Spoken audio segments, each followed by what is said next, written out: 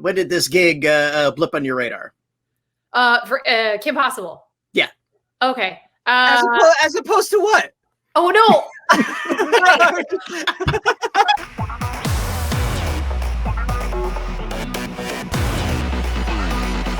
Welcome, friends and fans, to another edition of GalaxyCon Live, where we are bringing the convention experience directly to you. And today we are going back to Middleton, USA with two amazing guests from Kim Possible. So without further ado, let's head down to Bueno Nacho and see who we find. Our first guest is an actor whose work includes Boy Meets World, Transformers, Robots in Disguise, and Batman Beyond. Today he joins us as the voice of the pant-plummeting Ronald Stoppable, better known to his friends as Ron. Please welcome Will Friedle. Hello, how are you?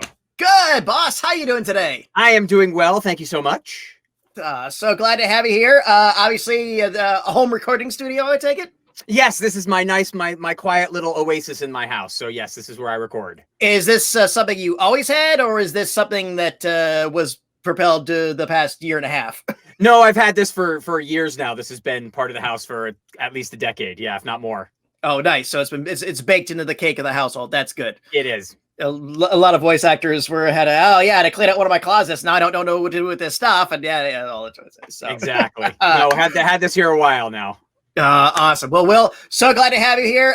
Great fan of your complete body of work, and of course, Batman Beyond. Big fan of that. Hopefully we'll get a chance to talk about that, but we're here to talk about Ron, and we're talking about the bestie Kim. And speaking of, she is an actress and singer whose roles include Big Hero 6, the series, Even Stevens, and Final Fantasy VII, Advent Children. Today she joins us as the voice of crime-fighting cheerleader Kimberly Ann Possible, better known as Kim Possible. Please welcome Christy Carlson-Romano. Hi, everybody. Yay! We're here. I feel like I can touch you. I feel like I can touch you. What? High five. High five. Raise the roof.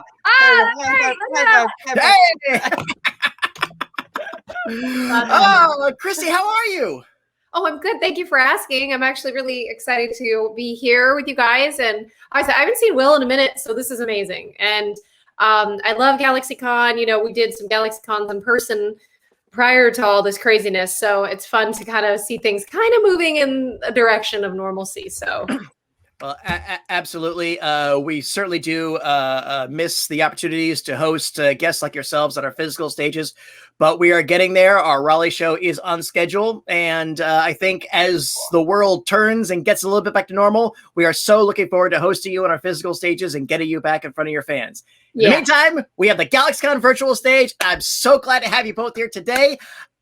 I love this show so much. I really do, even though I was technically a little older, but I was really taken by the heart of the show. The creators really took their time with these characters and really fielded them out. It would have been so simple to, and again, this is a testament to Disney, really easy to just be like, okay, well, it's superpower there and the bumbling, goofy sidekick with the pet thingy and just go from there. But this show has a lot of heart, and I definitely comes in the writing and definitely your performances.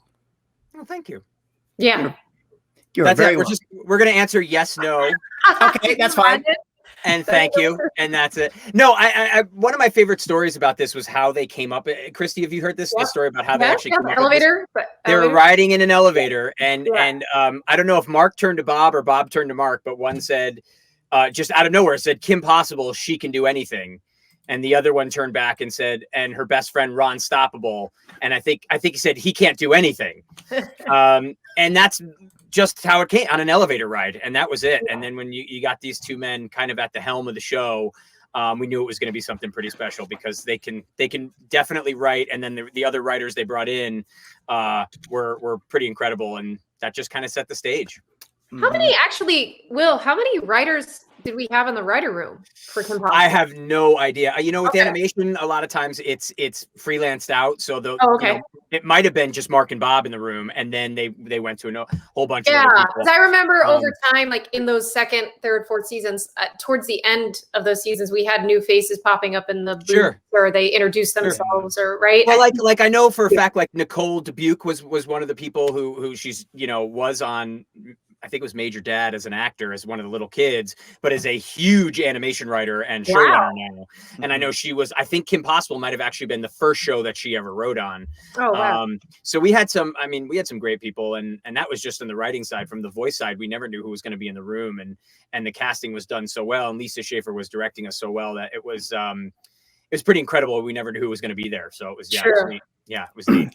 Absolutely. And your castmates are going to peers. I mean, between Nancy and DiMaggio alone, yeah, I mean, two of my all-time favorite talents, and the guest stars and everything else. So it was a great gig. It was a great show, and I really thank you guys for your performances in it. And I was able to introduce it to my goddaughters a couple of years ago, and they're completely taken by it, and they're watching it. So that's great. We love that. Absolutely. Let me ask this: how did this begin for each of you? When did this gig blip on your radar? For Kim Possible. Yeah. Okay. As opposed to what? Oh no. I'm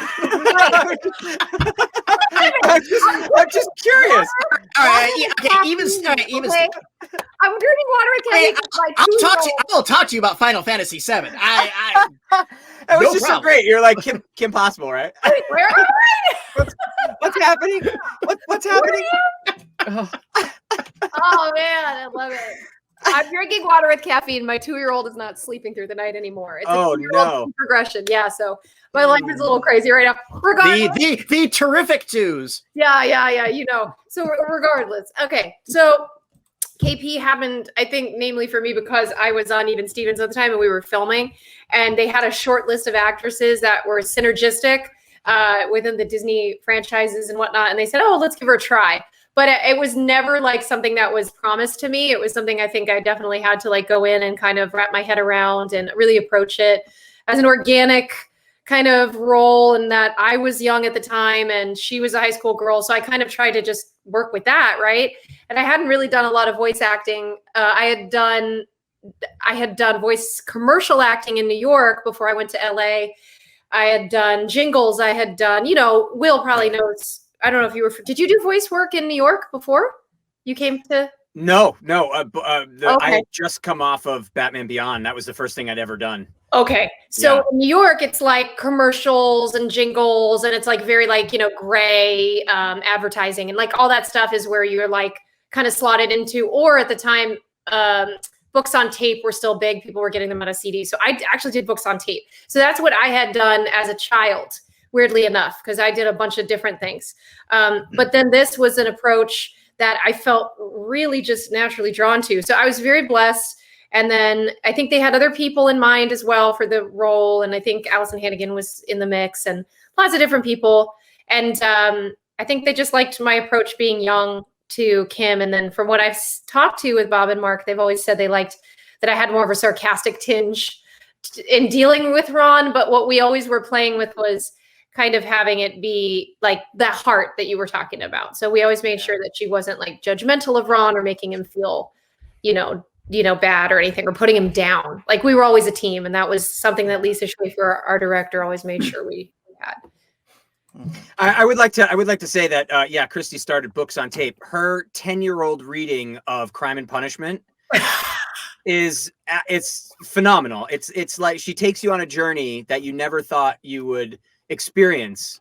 And until you've read Tolstoy, until you've heard Tolstoy just dripping off the tongue of an adolescent Christy Carlson-Romano, you have no idea. I have to concur when the scene you're reading of when Raskolnikov confronts him, I can't. It's stellar. Spellbinding. And to those who aren't aware of books on tape, ask your parents or send a self-addressed stamped envelope to GalaxyCon Live, and I will write you back and explain it to you. Exactly. It's funny because we often hear stories kind of after the fact. You hear about other people that auditioned for the role, whether it's for Ron or for Kim, and I know that Allison Hannigan, and there were rumors that. What's his name? He's the enormous wrestler and movie star, not The Rock, but John Cena. Who? Yes, John Cena. That would have been right. Yeah, John Cena apparently auditioned for Ron Stoppable, and apparently was just not strong enough for the role. I physically beat him out for the role. Yeah, they arm wrestled. I was in the room and he won fair and square. But no, but I heard also Neil Patrick Harris read for. I mean, they were really kind of checking out everybody around. But one of the reasons why both Christy and I had a leg up is because we were Disney kids. Yeah. You know, that's one thing that Disney really likes is they do like to keep it within their family. And if they can kind of use their actors doing different things. And I was coming off of Boy Meets World at the time. It had just ended and was moving on to Disney Channel. Christy was doing Even Stevens. And so they definitely like to be able to keep it kind of in the family. I mean, when you're working for Disney, they really do try to plug you in where they can. And they knew you could do the job. You would have, hopefully you had a good track record, which sometimes when you bring in young talent, especially for a first time, you're kind of rolling the dice.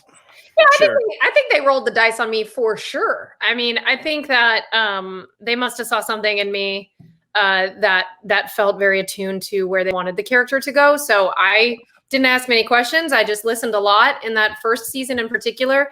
I think I grew quite a lot under Bob, Mark, and then Chris Bailey, who was our first season director. And they really took the time with me to help me understand how to approach animation professionally. Yeah.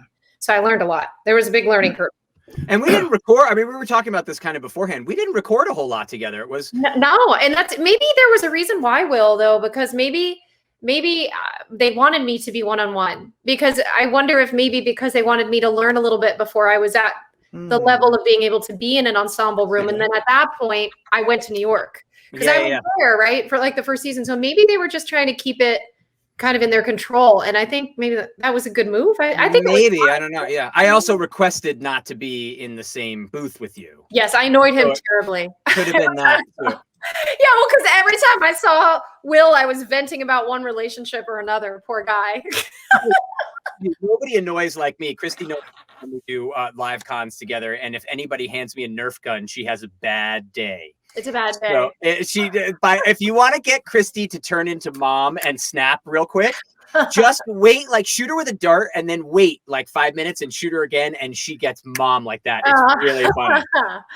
You are both always welcome to visit us at our corporate office, but fair warning, we have lots of Nerf guns there. Yeah, I get that. Fair warning. Break the tension. I get it. I like it. Let me ask you this: what's been the best memory to come from being a part of Kim Possible? That's a good question. Yeah. You shoot, Will. Go ahead. That's a tough, it's so cliche, but it's the people. I mean, there's a lot of memories, but I mean, Christy and I are still friends. John DiMaggio and I are still friends. Whenever Nicole and I see each other, we're still friends. I mean, it's like especially in animation, it's getting bigger now, but especially in the 90s and the 2000s, the early 2000s, it was very insular. It was a very small community. Yeah. So you would walk into a room and the 10 people you're recording with today, chances are going to be the 10 people you're recording with on the next project a week later, or close to it, some variation of those people. So to come to a project like Kim Possible, where we're what, almost 25 years now. Oh, can't even believe I'm saying that out loud. Stop it. What? Yeah, almost 25 years later, or 20 years. Is it 20? No, it's like 20. Yeah, it's a long time. It's decades later, and we're still, in touch, and and then it moves on to other things where, it's like Christy knows my wife. I know her husband, I'll get a random text from her husband. Yeah. So it's, it's the relationships. It really is. And Christy and I both said this, and I think she would completely agree. When we go to these conventions, when we talk to people, when we meet fans, and some girl who is 3 or 4 comes running up and is dressed like Kim Possible, and you realize that it's spanning generations, it's a pretty cool feeling. Yeah. Yep, 100%. I completely agree. It for me right now, it's seeing that the regeneration of what Kim and Ron and the legacy of the show, and that heart lives on. So I think it's funny. You kind of nailed it in the beginning there. It's like the heart is really everything. Yeah, really everything. We're the best fans too, don't we, Will? I mean, just the best. Well, that's the other thing is our show was on, the internet was around, but it was, if there's such a thing as its infancy. So we were the first show on Disney to get more than 3 seasons. Disney always did. It was what the 65 and out rule. So they would do 3 seasons of a show. And even if the show was popular, that was it. And we got a 4th season of Kim Possible. I think we're the first show to do that. And we did it completely on handwritten fan response. So this was not, internet. This was not people going to a website and clicking a button. People were sitting down and writing letters, and they got so many letters that the fans straight up got us a 4th season. So we had some wonderfully loyal fans that are still loyal to this day, and are now showing. That's one thing. And I think you get this with Boy Meets World. You get this with Even Stevens. You get this a lot with Disney, with the shows that Disney does. They really do span generations. And when somebody grows up watching a show and then they have children, they want their children to feel the way they did as kids. So they show them what they grew up on. And that's why they'll watch Kim Possible, Even Stevens, Boy Meets World. These things last. And so to kind of see that and see that it is definitely multi-generational is really astounding and incredibly flattering. And yeah, Christy and I talk about this all the time, where she'll be like, look at that little girl, and a 3-year-old will run up with a little grappling hook, and she's got the black shirt on, and it's like, look at that, it's amazing. And she knows Christy right away. Oh, you're Kim. I mean, it's pretty great. Where do you find cargo pants for a 3-year-old? I don't know. Maybe Amazon. Club Banana Junior. Yeah. On brand. My little girls are starting to watch it. My 4-year-old is like looking at me and she's like, "Are you Kim Possible, mommy?" And then I'm like, yes, I am. Yes, I am. Yes, I am. It's like this moment now, and it's really cool. It's really cool. And I asked, it's funny, recently I had Tara Strong on my YouTube channel, Will. Yeah. And I was asking her about how it was like to have, because she has sons, and how it was interesting for her to have like her kids starting to like be interested in the things that she's in, and to hear her voice over the years. So it's quite a unique experience when you have the kids and you're like, entertaining them now in a different way. My avatar for Disney Plus is Kim Possible. Oh, that's awesome. That's very cool. I love it. I still flex where I can, That's all. I made the rational decision to not have children. And that also, dear God, yes, I get that. So that's helpful too. Restful night's sleep. Oh God, damn you! You're literally drinking water with caffeine in it. You can't even just have water. You got to have caffeine in your water. That's because I drink too much coffee, and now my teeth are yellow. That's why. Nice. The whitest rotting. You got the whitest teeth since Margaret Houlihan on MASH. I mean, no, that's not true. Wow. I'm sorry. I'm going old school with my references. I love that. Were they real, or they were veneers? No, they were real. They were real. Okay. Of course. You're a big MASH fan. I love MASH. Yeah. MASH, Family Ties, and Different Strokes made me an actor. So that's the only thing. That's the only reason I was an actor, is because of those 3 shows. Got good taste, and those are all really good. What's up? Good dramedies. Amazing. Yeah. Dana Plato was like my first crush ever. I think Mary Tyler Moore was a big inspiration for me too as an actress. Like when I was growing up, my mom would watch those at night. Great show. But I was on the road with a lot of Broadway shows as a kid, and like she would watch that, and I think that really inspired me in terms of the way I was acting. She's a genius. She's a she's a flat out comedic genius. Yeah, it's nuts. Yeah. Her timing is spotless. It's yeah. I could talk about this all day, but I'll tell you what. When we get done this, we'll talk about classic TV. In the meantime, let's go ahead and hit our audience questions. So we got a good row of them, and the first one comes from Amelia, and she wants to know, what are your favorite qualities about Kim and Ron? You go first. About Kim and Ron as like a couple, I don't know. Kim's let's see, Kim's loyalty, her ambition, and let's see. Yeah, no, I think her kindness, yeah, for sure. Her kindness, her loyalty, and her ambition. That's awesome. Yeah, I think it's the one that always pops in my head with Ron is loyalty. because Yeah. he didn't mind playing second fiddle. He didn't care. He just wanted to be with his friend. He wanted to have her back no matter what. I'm there with you. I'm going to be bumbling through it. You're going to have to save me 10 times, but I won't leave you alone. Again, Christy's right. You hit the word right at the very top of the whole thing. It was all about heart. It's all about heart.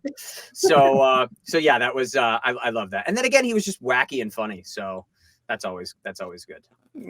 I like the, thank you, Amelia. Good question. Absolutely. Thank you, Amelia. Good one to start us off with. And from Nona, if you could choose to have one superpower, what would you pick? Oh man, that's tough. You go, Will. So now, see, I am an absolute card-carrying registered nerd. So I have had this conversation 8 billion times in my life already. And I vacillate between a number of them. What I'm on right now would be the power to stop, start, and move time. Okay. Thanos style? I mean, again, I wouldn't snap. Well, not going to get into how Thanos was right part of the time. I'm kidding. No, it's but just kind of Thanos style, but the idea to be able to stop time. Flying would be cool. Everybody picks that. Invisibility would be cool. Yeah. But it seems like most of the time you're invisible, you'd be using it to do nefarious things. So that's more like an evil superpower to me. Unless you're Sue Storm. Again, total nerd. Anyway, yeah, I'm gonna stick with time right now, is what I'm gonna do. That's final manipulation is a lot of possibilities. I would pick invisibility, but close second would be mind reading, which I know has probably got its ups and downs, but I think mind reading would be good. What am I thinking? Tacos. Oh my. It's amazing. Keto tacos. Wow. Keto? Can tacos be keto? I don't know. I thought you were keto. I'm not keto. Are you kidding? No, I can't. I couldn't do it anymore. Okay. I tried. Okay. I tried and I couldn't do it anymore. You still look amazing. So. Oh, thank you. Yeah. I ran almost 30 miles this week. Oh, wow. That's awesome. Getting there. Pretty in one session or in chunks? In chunks. I do a 10K a morning. Okay. Oh my God, you're that guy. Wow, that's amazing. I became that guy somehow. Can you believe that? Yeah. I hopefully get my knee fixed this year. I can start jogging again. So looking forward to that. And Nona, great question. And whenever this comes up a lot, I always have my answer, which is if I could pick a superpower, it would be to sing like Freddie Mercury. Oh wow, that's actually a pretty great one. He did, yeah, he could sing a little bit. Yeah, just a bit. What do we have next? And here's one from Amy. Oh, what would Kim and Ron be doing today? Oh man, like in 2021. Yeah, we've talked about this actually. But in 2021, I don't think we've had this conversation since like. The pre-pandemic conversation. Let's go like real specific with this one. Let's see. Do you think Ron would be? How do you think Ron and Kim would have dealt with like 2020, 2021, like the pandemic? I think. I think they would have been as safe as they possibly could have been, like everybody else, and just would have done their thing. Kim also would have gone out to try to find out who, I think Kim would have been the first. I think it wasn't Ron. Well, Ron's dad was a germaphobe, but was Ron a germaphobe? I can't remember. I don't think he was too badly. No, he was always a monkeophobe, as we all know. Well, that's legitimate. Yeah. No, I can't remember. I remember his dad was an actuary. And he might have been a germaphobe too, but I think Ron would have followed his dad's footsteps and done something like being an actuary or an accountant and then fought crime on the weekdays. But he would have been more of a stay-at-home dad because I think Kim would have had the power job. Still been saving the world, and we would have had the twins. I would have seen Kim going out. She has a face mask and some gloves, and then Ron would go out in the full CBR like space. Yeah, but I do think that Kim would have been one of the first people to get the vaccine. I think she would have been like, I need to fight crime. I got to get this vaccine. Let's go. I can see that. I can see that. Yeah. No, I could tell you, I could guarantee they'd still be together. Oh, yeah. And it would be one of those things where they would have at least the twins. My guess is maybe the twins and then a third little one, either on the way or a baby. That's what Totally kind of cool. exactly like That's that. so cool. That kind of style. And it would have been like the twins would have already won, like, you know, by the time they're 11 or 12, they would have won like the what is the where they're running and jumping on ABC. What is the American Ninja Warrior? They would have won like the American Ninja Warrior Junior kind of competitions everywhere and all that kind of stuff. They would have been amazing at that stuff. Okay, now which of the three kids gets seduced into a dalliance with being a supervillain? Because there's always one.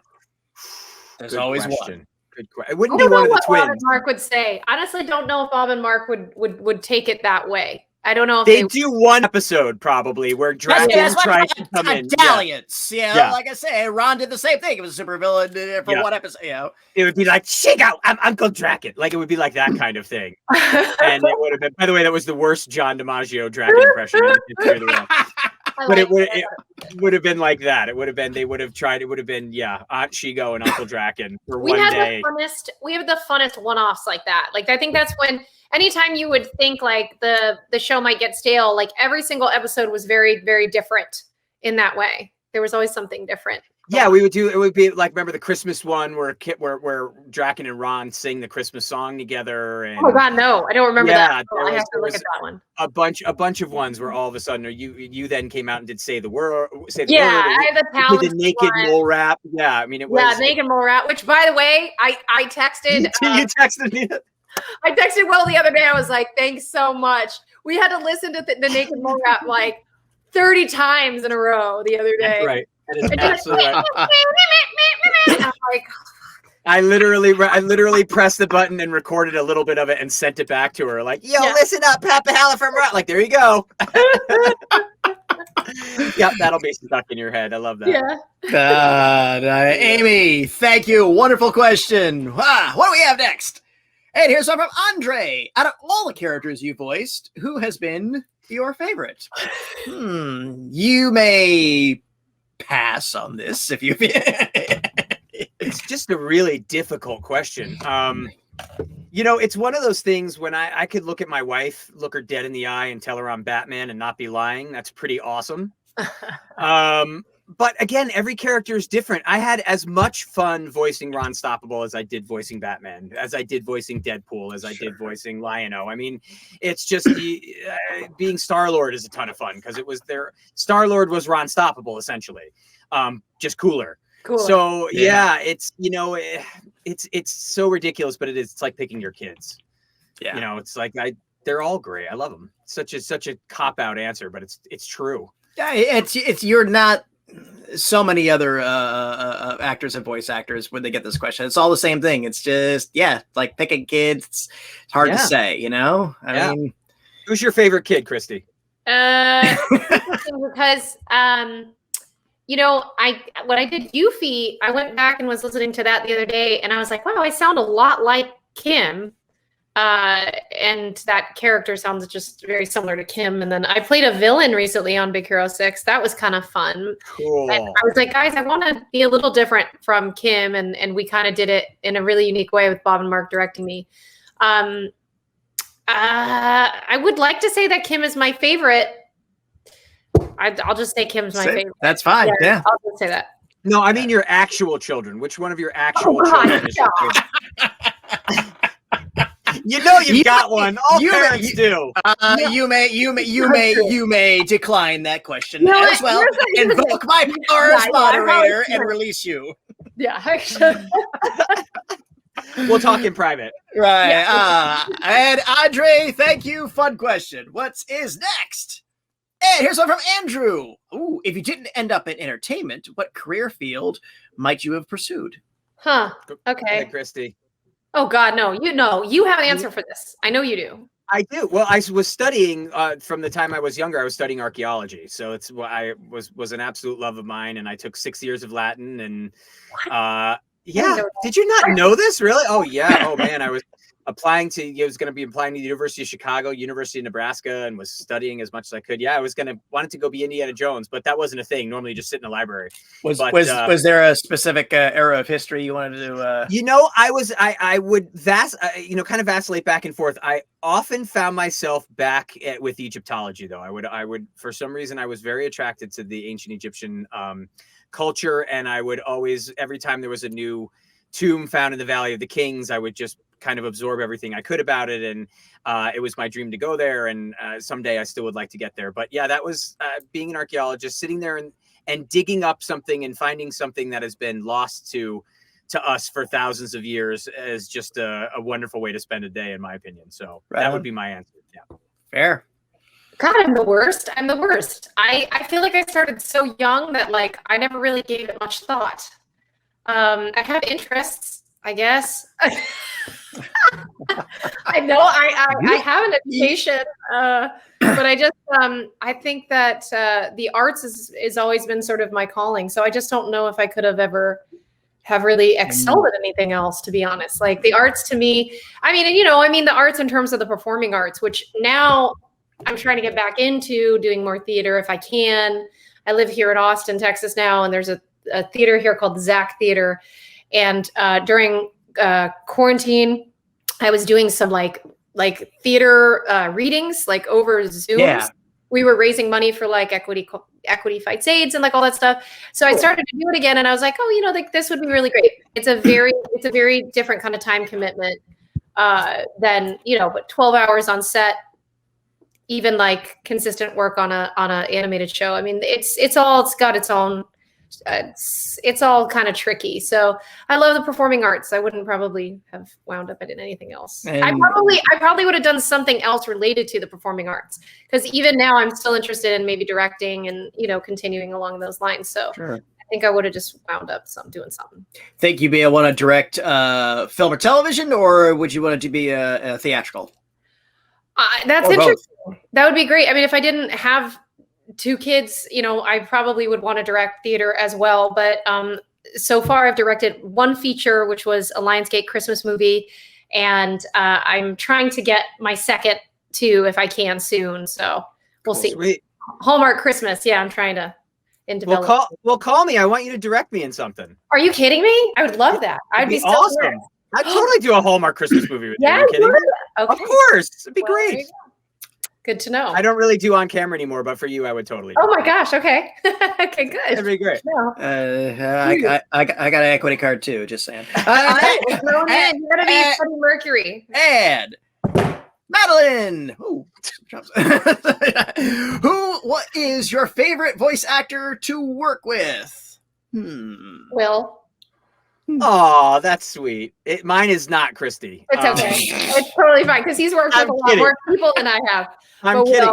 Will again, that's very sweet. No, everybody's asking all this stuff. You and I had a great time working together. Like legitimately, you and I had a great time working together. So you would definitely be on at or near the top. You're very sweet, but you've worked with it's true. People. You've worked with Adam West. Isn't Adam West your favorite? Well, Adam was a great guy. Yeah, Adam was a very cool guy. But I mean, there's so many that are. I mean, plus people from my past. Like I got to work with Larry Kinney who was the original Lion-O, and when you get to work with John DiMaggio and all this stuff. But just because he holds an incredibly special place in my heart, because he took me under his wing and taught me this side of the industry and taught me how to be a voiceover actor, I'm hard pressed to say anybody but Kevin Conroy. Kevin Conroy. The relationship between Terry McGinnis and Bruce Wayne on Batman Beyond, it was very similar to the relationship between myself and Kevin Conroy in real life. I had never done animation before. I'd never done voiceover before. He was the voice of Batman for years, coming off of Batman the Animated Series, which is, in my opinion, arguably the greatest animated series of all time. And he literally and figuratively put his arm around me and was like, all right, kid, here's how we're going to do this. So, I mean, without him, I don't know what my career would have been on the voiceover side. So that was, he was a very special guy in that sense. But again, Christy and I had a blast. Johnny DiMaggio and I had a blast. Nicole Sullivan and I had a blast. I mean, there are so many, you were talking about Tara Strong. There are so many talented men and women in this industry, especially in this side of the industry, that you never knew. That's why people like, we talk about the directors, people like Lisa Schaefer, people like Andrea Romano, most of these men and women are also casting the show. So you never knew who they were going to bring in, and they were bringing in top talent every week. And you'd walk in and go, I don't know who's going to be here. And you'd open the door and go, you got to be kidding me. Are you, what? And you end up working with the best in the business. So, again, there's a lot of questions here that are kind of like pick your favorite kid. It's very, very difficult to answer those questions because there's so many people that are so good. And it's always the last show you were on. What's the best show you were on? Well, it was whatever the last one I was on, because I had so much fun and it was so great. And it went for, so yeah, that's tough, but they're great. Yeah. They're awesome. Yeah. There's the good thing about voice actors too, is even Tara said, it's like the competition isn't the same. Yeah. Everybody's got their own unique talent and gets a shot. So it's like pretty great. It's pretty great the way that everyone gets along. It's a really great, I think that's one of the best things about being, and what keeps me going back to wanting to be a voice actor, is that it's just such a welcoming community of people. You may not always get the part, but the other thing is you don't really take it personally, because you know there's just so many different unique voices out there that you just can't take it personally. So you don't get about it, and you don't have as much anxiety, about. And your voice is going to work or it's not going to work. And if it doesn't, they'll think about you for something in the future. And that's always kind of the way it is. And I've was on camera for 20 years of my life, 25 years of my life, before I completely retired and just did the voiceover. I've worked with some incredible on-camera actors. I mean, people that are unbelievably talented. There are no more talented actors, in my opinion, working in all of Hollywood than voiceover actors. So top tier voiceover actors are the most naturally talented people I have ever seen entertain ever. So yeah, it's pretty incredible. Yeah, absolutely. And you both made a good point too about how, you make a choice and it doesn't get you the part, but 6 weeks, 6 months, a year, I got a gig because I did something audition a year later. It's like, you did that voice. We want you to come in and do that. Yeah. So it's just, so I always tell everybody, whether it's on camera or in person, just make a bold choice and stick with it. Yeah, that's great. Absolutely. That's great advice. Yeah. And you're not auditioning for the part. You're auditioning to be invited to come back and audition again. That's absolutely true. And my parents always told me, everybody's going to hit the wall. Better to run into it head first, full steam. Yeah. You're going to just run into it. If you're going to make a dent, make a dent. That's the real that's the real reason there's padding and voice actors. It's all those bold choices. Let's be honest with our audience. It's voice actors knocking our heads against the walls. Yeah, and no one can hear us scream. Melody, thank you. Great question. Thank you. What do we have next? From Thomas. If Kim and Ron had their own Hallmark movie, what would it be called? That's hard, but that's great. That's a good question. Great question. I wouldn't. That's a weird title. That's a weird title. That's hard, but that's great. Is a weird title for a Hallmark movie. If you watch Brooklyn Nine-Nine, you know where I'm going with that. I would say, I don't. Oh, you got to watch that show. It's so funny. It's good. What would a Hallmark movie be? What would let's start with it. It's a Christmas movie. Kim and Ron are in it. It's a holiday movie. Okay. Ron's Jewish. Ron is Jewish. That's right. So it's going to be families together, Kim's family and Ron's family. Okay, here's the pitch. Our families are under one roof. We're going to tell them we're pregnant. Or is it that we're getting married on Christmas? It's either one of those. What it could be? It could be the flashback movie. So it's the family together, but they're talking about how Ron actually proposed to Kim. Got it. And what it is, they have to go on this mission to save this diamond, and a piece of it flakes off. So that's the ring. He's going to give her the ring. This is happening, And then they have to go and find the diamond. They find it together. She doesn't know he's going to use it to propose, but he ends up using it.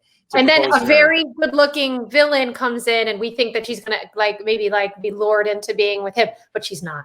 Of course not. Of course, yes. It's called the Kim Possible Holiday Movie, and Monkey Fist is going to kill them too. That's what's Okay, great. There you go.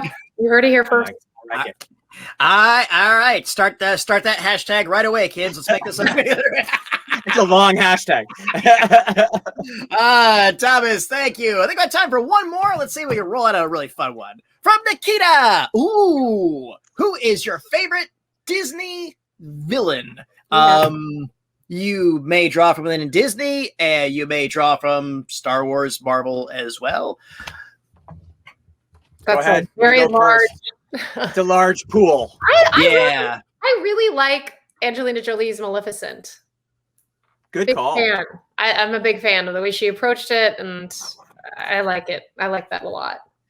I think if you're adding Star Wars and Marvel and everything else, you're hard pressed to say there's a better villain than Darth Vader. I mean, he's kind of the quintessential villain. That being said, when you think about a kids movie where the villain literally wants to kill puppies. Oh yeah, Cruella. You cannot really kind of beat Cruella de Vil. Yeah. I mean, it's just when you think about it, it's horrifyingly disturbing. Yeah. So Cruella would be up there for me. That original, and I haven't seen the new one. I'm sure Emma Stone is wonderful, but I'm talking about the original animated. Yeah. Creepy kind of wow. She wants to kill puppies to make a jacket. Yeah. That's really, really disturbing to me. Things still is. Well, sometimes things don't, or if they do age well, they age in a way that's even deeper. So yeah, well, it's creepy. It's the pettiness of it. That's what always struck me out. It's the sheer pettiness of it. It's not after a kingdom. It's not after the magical MacGuffin. She just wants a coat. Yeah. A coat that nobody else would have, or no one else would think would having, or whatever. Very, that very she creepy. would get. That she would get bored of the third time she wore it. Of course. And then it's on to kittens. Yeah. So I want to see the sequel to that movie. So no, it's very, very creepy. That I always found that really kind of disturbingly creepy. It is. She's pretty crazy when you think about it. Up there with the coachman from Pinocchio is one of my favorites because that's a good one. Because he got away. Yeah. He's still out there. Yeah. No, Disney always, especially old school Disney, had a way of scaring the hell out of you, but also getting the morals in the right way. So it was not, I mean, disturbing times where you're just looking at some of the Disney stuff like you look at it as an adult. I mean, it's nuts. Yeah. So, even the rides, like when you try to go on the old school Disney rides, it's hard to take your kid in the blue light, the black light colors that they have and stuff. It's a little scary for the kids. They really did some scary stuff back in the day. And I mean, a lot of that was based on kind of the old German kind of way darker. Yeah, Gunther loses a thumb kind of stories. It was nuts. Yeah. Mm-hmm. Absolutely. Nikita, thank you. Great question. And GalaxyCon viewers, this has been my time with the cast of Kim Possible. Will, Christy, this has been absolutely wonderful. Any final words for our audience before we go? Anything is possible, guys. Never be normal. Christy, real quick, tell us about your YouTube channel. Oh gosh, thanks. Okay, well, I don't know what Will's got going on. I'm sure he's got a million things. But I've got my YouTube channel. Will was my first guest, and I thank him to this day. Thank you so much for that. I owe you a child if you want one. But I'm good. But I will say the YouTube channel's been on for like almost 2 years now, and I've had a bunch of really amazing guests on, celeb guests. I will be doing something different now. That's going to be way more, I don't want to like blow it, but it's going to be giving back a lot more. Let's just put it that way. And I'm going to be starting to film something new here in Austin area, locally here. And just stay tuned. So if you want to go check out my YouTube, it's just my name, Christy Carlson-Romano. Nice. Will, you got anything in the pipeline? I got some stuff, but it's one of those things where I've gone the opposite route in the last couple of years. I deleted all my social media. Literally, it's all gone. I just kind of like the quiet now, and I'm enjoying doing my voiceover when I can. I write when I can, and I do have a couple things in the works, but it's nothing I like to tout. It's just more or less kind of hanging out and enjoying myself. And my wife and I like to travel and just spend our time together. And one of the things we really realized from the last year and a half is we want to spend as much time with the people as we love as we possibly can, and everything else is kind of secondary. So But I had a ton of fun on Christy's show. That's true. I had that was fun. It was a good time. And I will be starring in Christy's new Hallmark Channel movie that she's going to be shooting. Like Impossible and Monkey Fist and all that. Yes. And all that movie coming in a month. It'll be out in a month. So we already filmed it. It's in the can. I look forward to playing an Uber driver. Yes. Hope you enjoyed your ride. Christy, Will, it is my absolute pleasure to host you today on the GalaxyCon virtual stage. Thank you again for joining us. This has been an absolute treat. Thank you to our audience for joining us, and thank you for some really great questions. Hope to see you all again soon. Until then, bye-bye, everyone. Take care, and remember, smiles are free, so spend them often.